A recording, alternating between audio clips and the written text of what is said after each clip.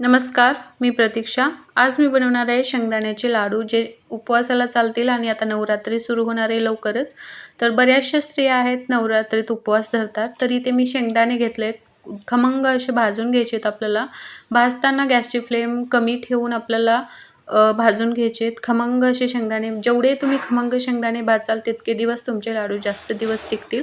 त्यामुळे शेंगदाणे भाजून घ्यायचे. तिथे मी एक मोठी वाटी घेतली, ती गूळ घेतलाय आणि या वाटीने 2 वाटी मी शेंगदाणे घेतले. का म्हणजे आपल्याला समप्रमाणात गूळ घ्यायचा आहे. म्हणजे पाव किलो आणि बदाम घेतले. तुमच्याकडे जे ड्रायफ्रूट अवेलेबल असतील ते तुम्ही यूज करू शकता. आणि पाव किलो गूळ असेल तर पाव किलो शेंगदाणे असतील तर पाव किलो गूळ घ्यायचा आपल्याला. अशा प्रमाणात घ्यायचं. तरी त्याआधी अगोदर आपण शेंगदाण्याचं कूट बारीक करून घेऊया मिक्सरमध्ये. तर मी मिक्सरमधून फिरवून घेतले, तुम्ही बघू शकताय. आता मी त्यामध्ये जे बदाम घेतलेत ते मी ॲड करते त्यामध्ये. आणि बदाम पण फिरवून घेतले मी, बघू शकता. आता मी एका प्लेटमध्ये काढून घेते. आणि आता व्यवस्थित मिक्स करून आपल्याला त्यामध्ये गूळ आपल्याला मेन म्हणजे खिसून घ्यायचा आहे. मोठा गूळ घ्यायचा नाही, खिसून घ्यायचा आहे गूळ. तर इथे मी खिसलेला गूळ घेतला आहे आणि आता तो व्यवस्थित मिक्स करते. काय होतं की स्त्रिया ह्या उपवास पकडतात, पण त्यांना सगळ्यांचा आवरून नाश्ता म्हणजे फराळ करायला उशीर होतो. सकाळी एखादा एक लाडू नाश्ता म्हणून खाल्ला तर जास्त आपल्याला अशक्तपणा पण वाटणार नाही आणि आपलं पोट भरल्यासारखं वाटतं खूप वेळ.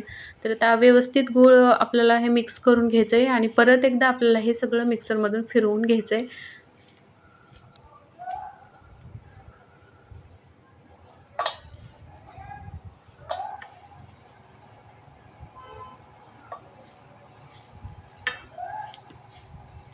तर परत एकदा मिक्सरमध्ये मी टाकते ते आणि परत एकदा फिरवून घेते, जेणेकरून गूळ आणि ते शेंगदाण्याचं कूट व्यवस्थित मिक्स होईल. आणि गुळाचं पाणी, शेंगदाण्याचं पण आता आपण हे केल्यानंतर थोडंसं तेल सुटतंच आणि गुळाचं पण पाणी सुटतं.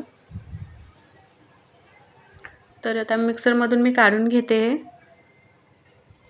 तर इथे बघू शकता मी मिक्सरमधून काढून घेतलेला आहे आणि मऊ म्हणजे पाणी सुटलेलं आहे गुळाला पण. तुम्ही असेच लाडू बनवू शकता. तुम्हाला जर जास्त दिवस टिकवायचे असतील, 15 दिवस, महिनाभर, तर तुम्ही असेच लाडू बांधता येतात. त्यामध्ये तूप वगैरे काही न ॲड करता.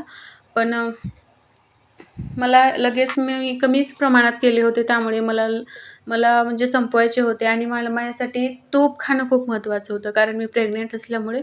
त्यामुळे मी तूप टाकते थोडंसं लाडू वळण्याच्या अगोदर. आता ते तूप व्यवस्थित मिक्स करून घेऊन आता ते लाडू मी मळून घेते.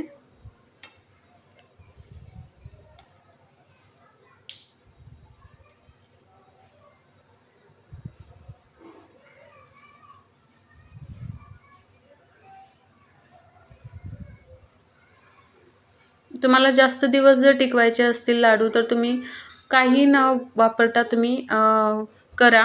तुपामुळे काय होतं, 15 दिवस, महिनाभर झाले की आपल्या तुपाचा वास येतो, लवकर वास येतो. त्यामुळे पाणी वगैरे काही न घालता तुम्ही लाडू वळून घ्या. इथे मी कमी प्रमाणात केलेत, मी लगेच खायला केलेत, कारण नवरात्रीपर्यंत म्हणजे ठेवणार नाही आहे मी काही, त्यामुळे.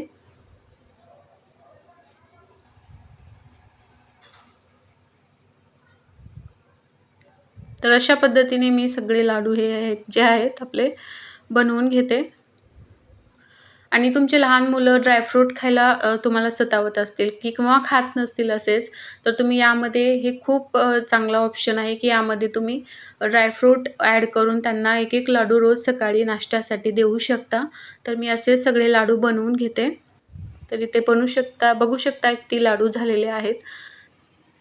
तर आता उपवासाचे दिवस लवकरच सुरू होणार आहेत, तर तुम्ही पण नक्की ट्राय करा. Bye bye.